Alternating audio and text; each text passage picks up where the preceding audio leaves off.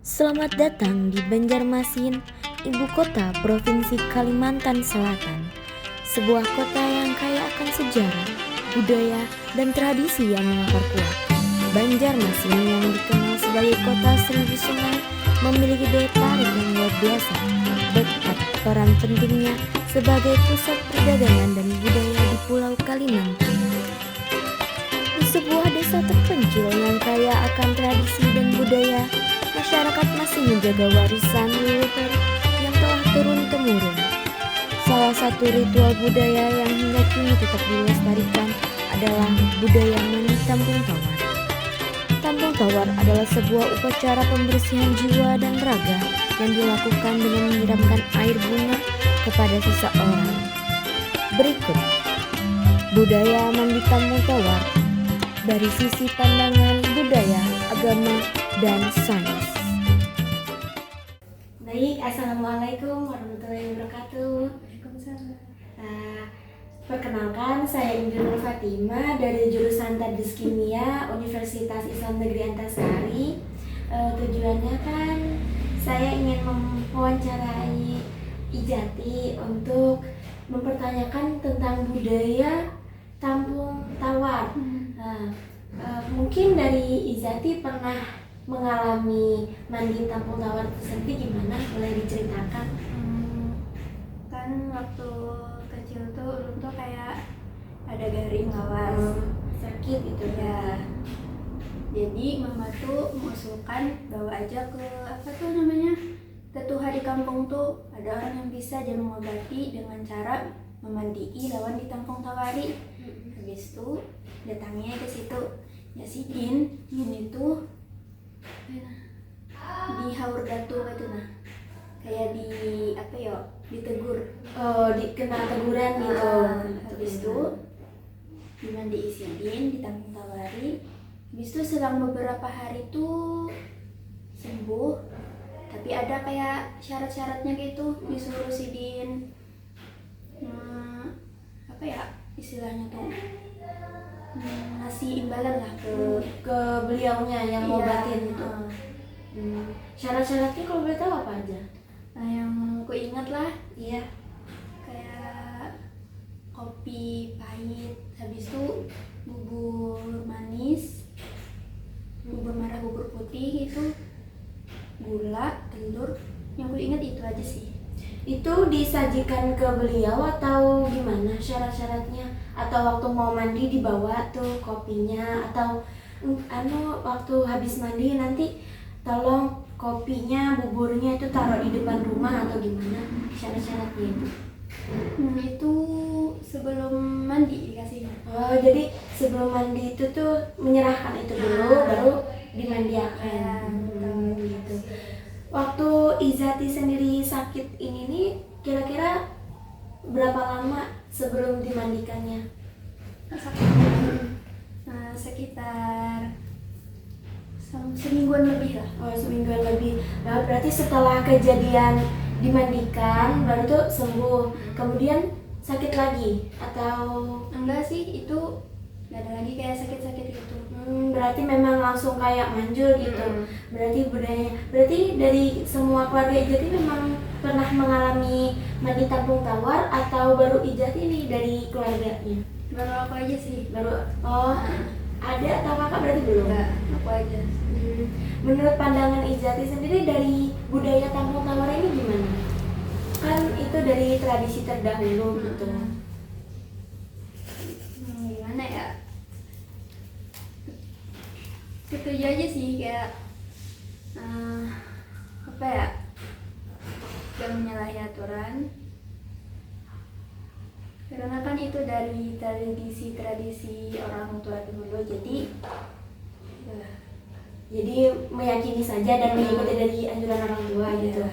Misalnya nanti untuk kemudian hari atau kan di masa akan yang datang Izati akan memiliki seorang anak. Kalaunya misalnya nauzubillah ada kejadian seperti ini, apakah Ijati akan melakukan tradisi Tampung Tawar tersebut atau bagaimana kira-kira?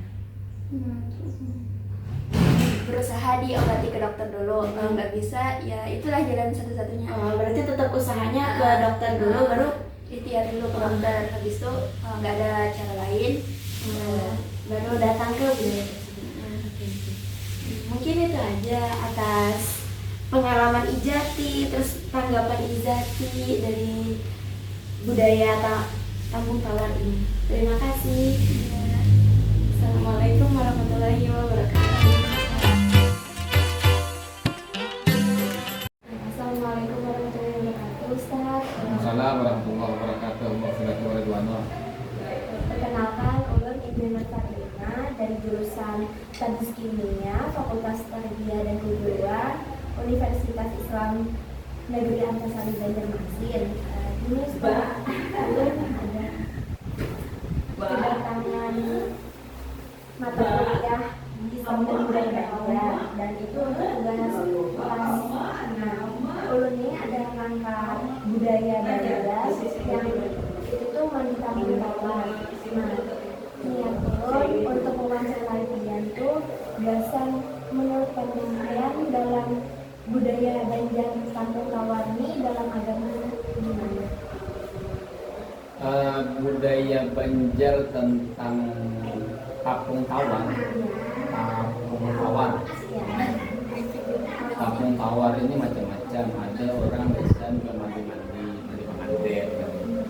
Bisa juga desain berselamatan kelahiran anak.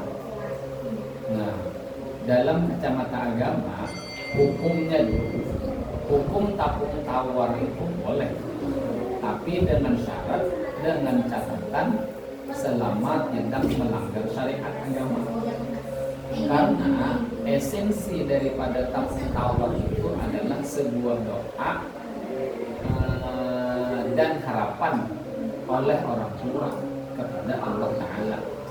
Nah, itu deh kacamata agamanya. Jadi silakan untuk melaksanakan Kampung Tawar, tapi kembali lagi dengan catatan selama tidak melanggar syariat agama Islam. Boleh gitu. Misalnya kan itu Kampung Tawar yang ulun tahu itu dari kerajaan Hindu. Ya. Nah, misalnya kalau diterapkan kan banyak macam-macamnya. Itu apakah ada kira-kira ada bacaan-bacaan yang masih dari Hindunya atau gimana? Jadi perkembangan dari budaya Hindu atau anti-Hindu dulu masuklah agama Islam. Jadi untuk menggantikan mantra-mantra daripada Hindu itu, maka lahirlah doa-doa yang hari ini dilakukan oleh umat Islam. Nah, karena dari doa-doa itulah, maka kacamata agama membolehkan pelaksanaan atau kegiatan Kampung Tawar itu. Jadi selama ini yang belum tahu, kegiatan Kampung Tawar atau pelaksanaan acara Kampung Tawar itu tidak ada mantra-mantra. Biasanya orang baca Yasin, mengaji begitu. Nah, mengaji ini kan sesuatu yang dibolehkan oleh agama. Habis itu baca doa selamat biasanya. Nah, ada dalam masuk budaya-budaya Hindu yang hari ini kita kenal dengan mantra-mantra dan sebagainya. Nah, lalu dibolehkanlah oleh andai ada mantra-mantra yang melanggar syariat agama, maka hukum Kampung Tawar tadi akan berubah menjadi tidak boleh. Kalau ini dari Ustaz sendiri, apakah pernah nih melakukan dari Kampung Tawar tersebut? Padahal kan kayak misalnya garing lawas, itu di mana? Sementara ini ulun alhamdulillah punya anak 5, tidak pernah melakukan ritual Kampung Tawar. Tapi yang semirip dan semisal Kampung Tawar mungkin ulun lakukan. Kayak misalnya menyelamati anak, misalnya kan ketika melahirkan itu ulun begitu. Tapi secara khusus ritual Kampung Tawar, rentetan kegiatan acara itu kan pernah. Jadi intinya Kampung Tawar itu mengaji dan berdoa kepada Allah Ta'ala. Nah, tidak seformal kegiatan Kampung Tawar yang orang-orang kalau dilihat dari cara-cara yang ke Kampung Tawar itu kan kayak sebelum ke tempat orang yang memandikan kan kayak masih sholat gitu. Terus itu baru boleh nih anaknya dimandikan. Nah, kira-kira dari tahapan-tahapan yang Kampung Tawar itu ada yang dari agama. Misalnya itu nggak ada tuh manggil kembang 7 tahun, tapi ada gitu apa di Indonesia. Nah, sementara yang ulang tahun ini berupa kembang-kembang. Nah, selama tadi agama membolehkan, maka dibolehkan. Kecuali mandinya misalnya bercampur dengan sesuatu yang najis, maka itu tidak dibolehkan. Kalau hanya sekedar kembang yang tidak menajiskan, yang sifatnya hanya sekedar harum-haruman, nah, kembali kepada kita masing-masing. Niat untuk kembangnya apa, nah, maka itu dibolehkan. Nah, bukan untuk sekedar sesajen kepada lelembut misalnya, nah itu tidak dibolehkan.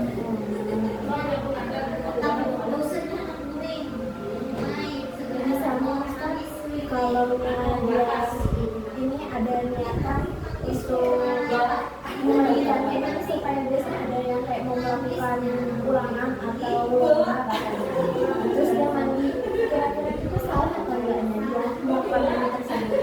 Kalau berdasarkan niatnya itu salah, karena niatnya itu tidak dibenarkan oleh agama. Nah, kecuali niatnya tadi tanpa ada embel-embel. Kalau ada embel-embel yang lain, nah itu namanya syirik namanya ya. Menjadi hukum syirik.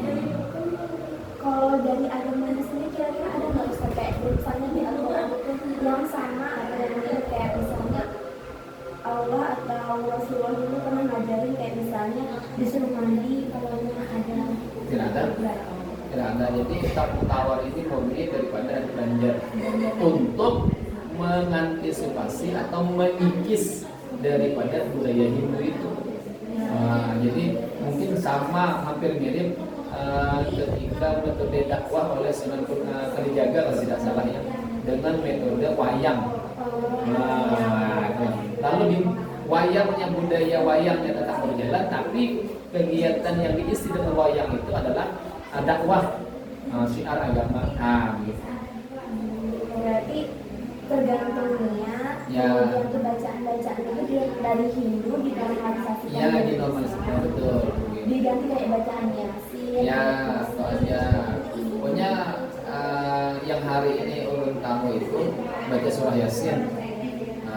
Bolehkah kita mandi dengan baju bacaan bacaan Al-Quran? Boleh banget. Karena dikatakan full minal Quran masih tawa kaifa syi'ta. Nah, silakan pian baca Quran sesuai dengan apa yang pian nyatakan. Nah, baru dimandikan. Kolanya berarti sama kayak yang ada katanya mandi garam itu Ustaz. Itu gimana? Kalau yang mandi garam kalau mandi garam itu yang ulun tahu lah itu dilakukan untuk meruqyah. Untuk meruqyah. Karena jin itu tidak suka dengan garam. Nah, ada yang hari ini itu yang beredar itu garam ruqyah namanya. Tapi kan sebelumnya pasti ada bacaan-bacaan yang dibolehkan oleh agama. Berarti kalau yang untuk diniatkan di sini itu nggak usah pakai garam juga Banyak masalah. Yang penting bacaan yang dibayangkan. Iya, ya bacaan itu tadi harus jelas ya. Selama tidak melanggar syariat agama.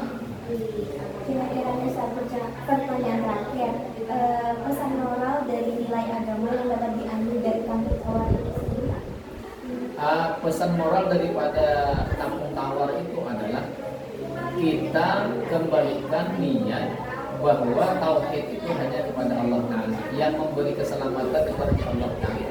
Kampung tawar tadi hanya sebagai wasilah, wasilah daripada bacaan-bacaan tadi untuk kepada Allah Ta'ala. Nah, jadi sebagai wasilah aja, bukan kampung tawarnya yang menyehatkan, bukan kampung tawarnya yang membersihkan si anak, bukan kampung tawarnya yang menjaga si seseorang ini, tapi mutlak itu Allah Ta'ala. Nah, jadi memurnikan niat itu benar, tauhid itu untuk kegiatan kampung tawar tadi. Jadi sama kayak misalnya kayak kita pergi ke dokter tapi kita nggak boleh yakin sama Ya, dokter. betul. Obat tadi hanya sekedar wasilah saja yang menyembuhkan kepada Allah Ta'ala. Tapi jangan juga berpaham Allah Ta'ala yang menyembuhkan, obat bukan, jangan juga. Lalu semuanya Allah semuanya, tidak boleh. Karena paham Ahlus Sunnah wal Jamaah itu ada ikhtiar, ada tawakalnya ya lah.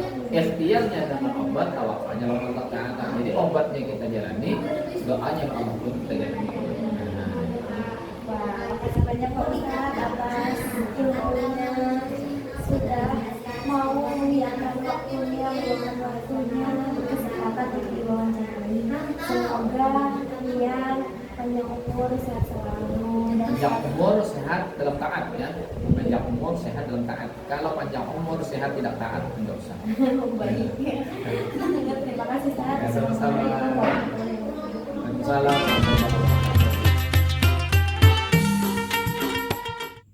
Assalamualaikum warahmatullahi wabarakatuh.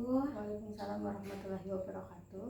Perkenalkan Kak, saya Indra Nur Fatima dari jurusan Teknik Kimia, Fakultas Tarbiyah dan Keguruan Universitas Islam Negeri Antasari Banjarmasin. Di sini ulun ada tugas untuk mata kuliah Islam dan Budaya Banjar. Nah, di sini saya ada ngangkat budaya Banjar mandi Tampung Tawar. Nah, di sini kan berkaitan tentang ada 3 dari sudut pandang agama, budaya, sama sains. Dan di sini ulun minta izin dan minta wawancara dari kakak untuk menanggapi dari budaya Tampung Tawar tersendiri. Menurut kakak gimana? Sebenarnya itu adalah ritual khususnya dari suku Banjar yang memang berhubungan dengan doa, harapan, sama penyucian, yang dimana menggunakan air sebagai media utama dari ritual tersebut. Kemudian dari selama ini Kak, pernahkah kakak melakukan Tampung Tawar sendiri ini? Kalau dari kakak belum ya, tapi kakak tahu gitu terkait budaya. Oh, jadi belum. Semisalnya nih Kak, kan nanti di masa yang akan datang, kira-kira kalaunya ada dari keluarga atau gimana ada suruhan, apakah kakak kira-kira melakukan mandi Tampung Tawar tersebut? Kan konon katanya tuh dilakukannya itu tuh bisa untuk menyembuhkan penyakit atau melakukan hajat yang tertentu gitu.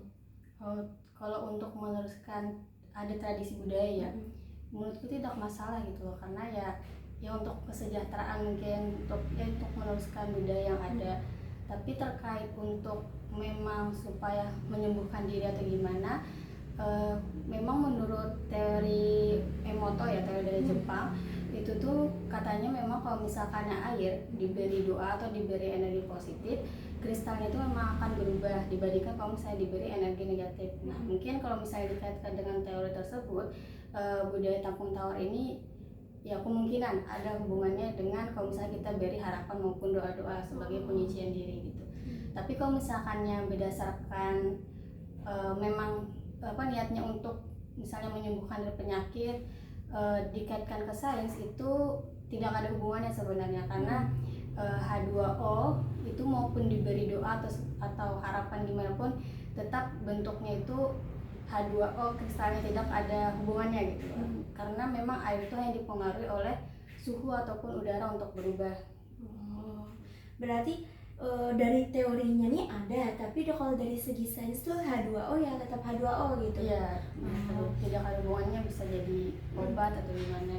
Berarti kalau dari teori ini bisa jadi kayak ke positive thinking, kayak misalnya kita lagi minum air ini bisa menyembuhkan aku kayak gitu. Atau apakah bermaksud di situ? Iya, lebih ke situ, lebih kayak persepsi seseorang. Misalkannya aku mau minum air, aku berdoa dengan harapan air ini bisa menyembuhkan aku dari penyakit. Nah, itu mungkin bisa jadi keyakinannya yang mendorong supaya dia bisa sembuh dari penyakit tersebut, bukan langsung dari airnya menyembuhkan penyakitnya dari tubuhnya itu.